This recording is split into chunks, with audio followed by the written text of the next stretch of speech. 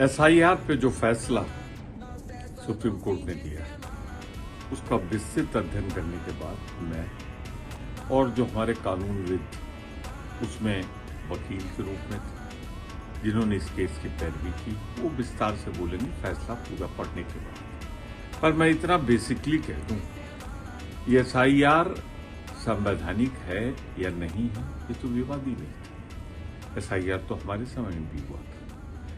जिस ढंग से इलेक्शन कमीशन ने लागू किया, खासतौर से ज्ञानेश कुमार जी ने लागू किया, मुद्दा तो वो था क्या 3-4 महीने में एसआईआर हो सकती है?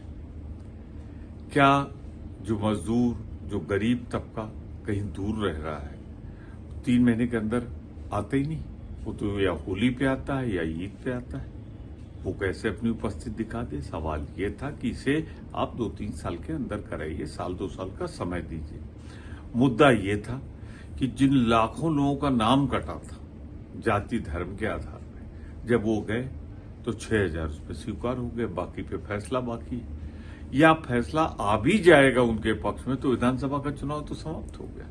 बिहार, बंगाल और जिस तरह उत्तर प्रदेश में जल्दबाजी से कराया गया है, मैं मानता हूं हमारा उसको क्रियान्वित करने के election commission. Sir, supreme court का जो फैसला आया है एसआईआर को लेकर के क्या?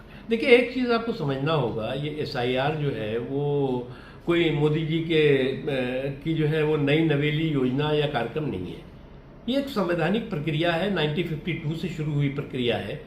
इसमें जो वैध मतदाता या वैध नागरिक हैं उनकी सुरक्षा हो और जो अवैध नागरिक और मतदाता हैं उनकी समीक्षा होती है। ये एक संवैधानिक प्रक्रिया है, लोकतंत्र को और मजबूत करने और सशक्त करने की प्रक्रिया है। लेकिन अफसोस की बात है कि ये कुछ लोगों की ये रिवाज और मिजाज बन गया है कि हर इस तरह के जो है वो कॉन्स्टिट्यूशनल प्रोसेस पर क्रिमिनल और कम्युनल कन्फ्यूजन क्रिएट करने की कोशिश करो। इस तरह के संवैधानिक जो प्रक्रिया है उस पर जो है वो सांप्रदायिक तड़का लगाने की कोशिश करो और एक समाज के हिस्से में भय भ्रम का भंवरजाल फैलाने की कोशिश करो। आपने देखा होगा कि बिहार के चुनाव से पहले इन्होंने इसी को मुद्दा बनाया। क्या हुआ?